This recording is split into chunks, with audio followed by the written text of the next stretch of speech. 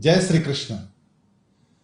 10वें अध्याय में भगवान श्री कृष्ण ने अपनी विभूतियां कहां कहां फैली हुई है और वो सर्वसमावेशक रूप कहां कहां है इसकी चर्चा की।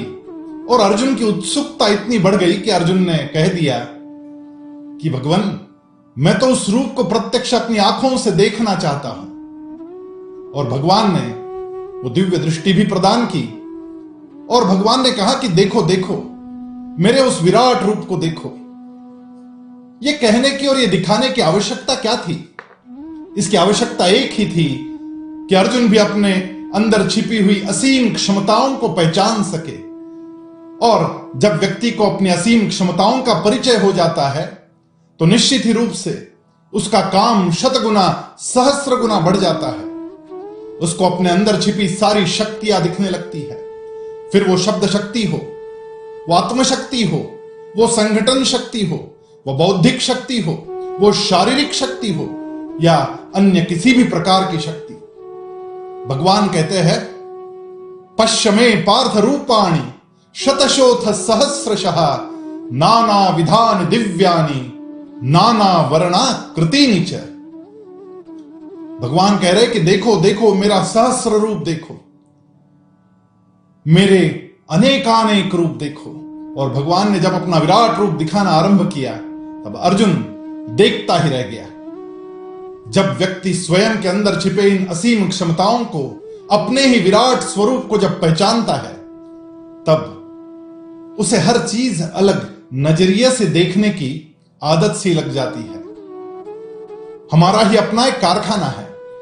उस कारखाने में इको फ्रेंडली कागज के पाउच बनते हैं और उस पाउच के कारखाने में शाहू नाम का एक मैकेनिक, जो मात्र 7वीं कक्षा भी पूरी नहीं किया था, वो उस मशीन ऑपरेटर का काम करता था। जब जापानीज टेक्नोलॉजी से जो व्यवस्थापन शास्त्र है उसके कैजन का काम उस कारखाने में शुरू हुआ तो हर आदमी ने अपना नजरिया बदलना आरंभ किया। अब ये जो शाहू मैकेनिक है उसने देखा कि मेरी जो मशीन है वो मशीन एक मोटर चलाती है और ऐसी कई मशीनें हैं। क्या मैं ऐसा कर सकता हूं कि अभी एक मोटर एक मशीन को चलाती है तो मैं एक मोटर को शाफ्ट लगा के, पुली लगाकर एक मोटर पर 2 मशीनें कैसे चला सकता हूं? उसने प्रयोग किए और वो प्रयोग में सफल रहा। जब उसको शाबाशी मिली, जब उसका सम्मान किया गया तो उसका उत्साह और भी बढ़ गया। फिर उसने और संशोधन किया और थोड़ा सा गियर में चेंज करने के पश्चात जो मशीन 1 मिनट में 100 पाउच निकालती थी, उसको केवल गियर चेंज करने मात्र से और थोड़ी सी यंत्रणा चेंज करने से 1 मिनट में 200 पाउच बनने लगे। और वो यहीं नहीं रुका, आगे बढ़ा। और जब ये प्रयोग वो करता रहा तब एक दिन ऐसा भी हुआ कि उसका अंगूठा ब्लेड से कट गया। जब अंगूठा कट गया तो सब घबराए, लेकिन जैसे ही वहां टाके लगवा के वापिस आया कारखाने में, फिर उसका अनुसंधान शुरू हुआ, फिर उसके प्रयोग शुरू हुए और उसने सोचा कि अभी एक मशीन पर एक ही ट्रैक चलता है और एक ट्रैक पर एक बार एक ही पाउच बनता है। क्यों ना मैं ऐसा कुछ कर दूं कि जिससे एक बार में 2 पाउच बनने लग जाए। पहले तो उसने जब मोटर चेंज की थी तब इलेक्ट्रिसिटी का बिल बच गया था। जब उसने मशीन का स्पीड डबल कर दिया तब आधे मशीन वहां से निकाल दिए गए। वो सारे जो ऑपरेटर्स थे उनको दूसरा काम दे दिया गया। अब उसने एक ही मशीन पर जब 2 ट्रैक शुरू किए तब स्वाभाविक रूप से और आधे मशीन निकल गए।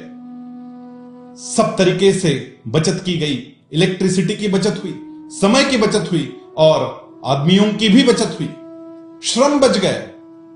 और एक 7वीं पढ़े आदमी ने इस प्रकार का बदलाव किया कि उस प्रोडक्ट की कॉस्ट कम कर दी गई। जैसे ही कॉस्ट कम होती है मार्केट बढ़ जाता है। स्वाभाविक रूप से जिसने अपने अंदर की असीम ऊर्जा को पहचाना, क्षमताओं को पहचाना और वो आगे बढ़ा, ऐसा जब घटता है तो स्वाभाविक रूप से आदमी यशस्वी बनता आगे बढ़ता जाता है और उसको अपने स्वयं के शक्तियों का परिचय हो जाता है तो उसका आत्मविश्वास भी बढ़ता है। और आत्मविश्वास के बढ़ने से ही आदमी विजयी बनता है। आदमी के विजयी बनने का यह रहस्य हमारे ही अंदर मन में छुपा हुआ है। उस मन की असीम ऊर्जा को पहचानो, अपने ही विराट रूप को पहचानो और आगे बढ़ो। जय श्री कृष्ण।